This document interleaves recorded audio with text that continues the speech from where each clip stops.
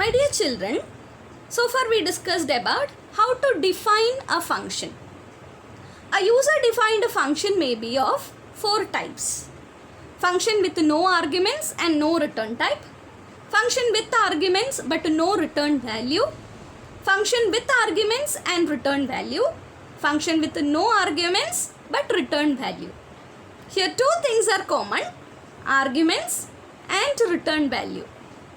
Some functions will have both arguments and return value.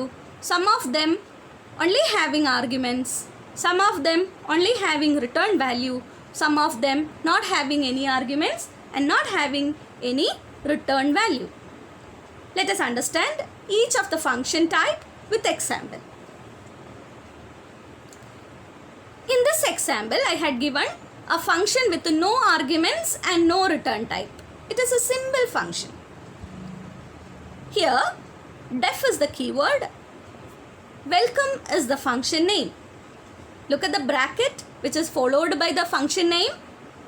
No parameter, hence void return keyword not used. Print Pandaro Mare Desh Ram Ram Sa. Just a print statement. You can give anything within the statement. Then look at the last statement, welcome of. That is what? It is a function calling statement. So how to call a function? Using its function name. Let me ask a question. How will you call you?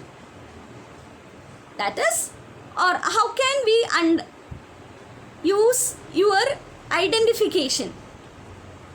Only through your name. How can I call you?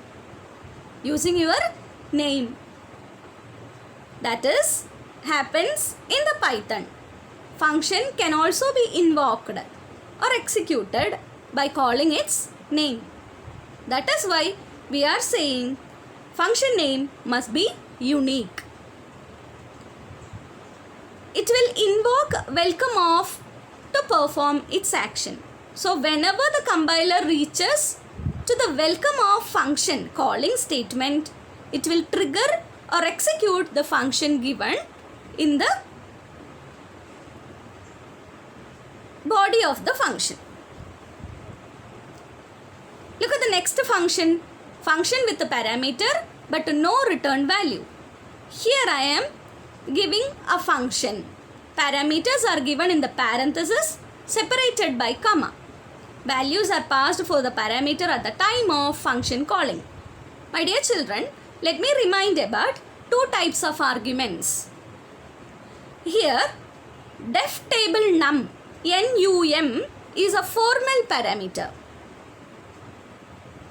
The parameter which is in the function definition is known as formal parameter. But the parameter which is given as table of n, it is given in the example, table of n. Then that n is actual parameter because n will hold the actual value for num.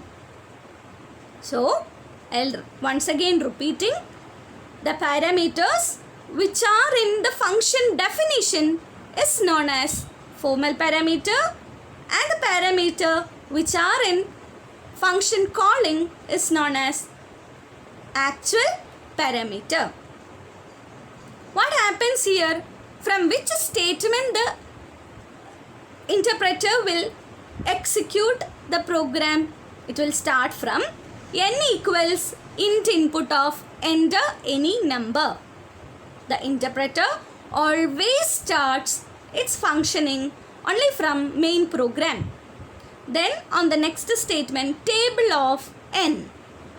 So if the user or if the executor of that program gives the value as 4, what happens? Table of 4 will be called.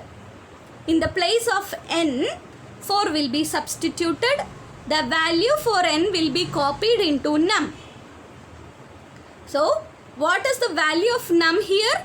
4. Then for I in range of 11, 1 comma 11. Print num, that is 4 into I. That is the first I value become 1 till 11. So it will print the multiplication table for a number, that is 4, F-O-U-R. The next is about a function with the parameter but no return value.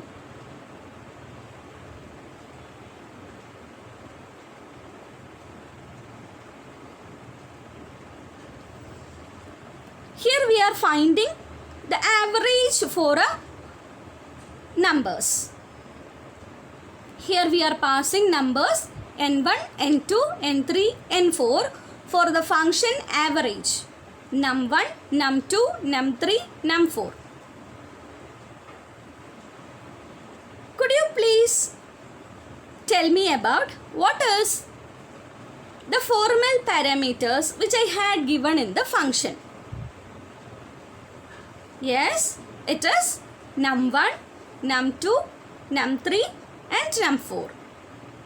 What are the actual parameters I had passed? n1, n2, n3 and n4. What is the task of this function? To find the average of 4 numbers. The values which are given by the executor of the program, that is for n1, n2, n3 and n4, will be copied into num1, num2, num3 and num4. My dear children, here we are passing arguments but not having any return value. The next module deals with the functions which is having return values. Thank you.